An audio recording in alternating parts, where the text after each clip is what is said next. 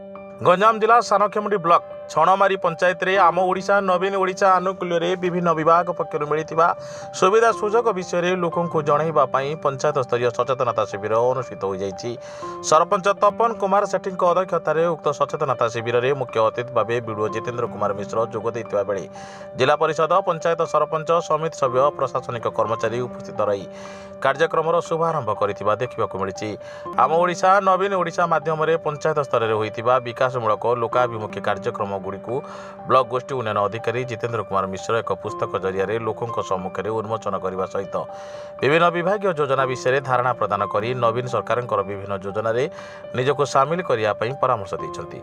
उक्त कार्यक्रम में विभिन्न प्रकार स्टल खोल निज विभाग योजना विषय जनसाधारण को अवगत कराइथिले।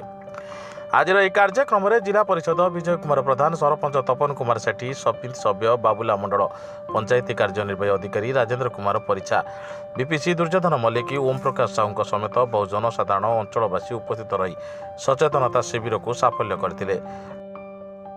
गंजाम जिला सानखेमुंडी अशोक कुमार साहू रिपोर्ट, साई सत्य न्यूज।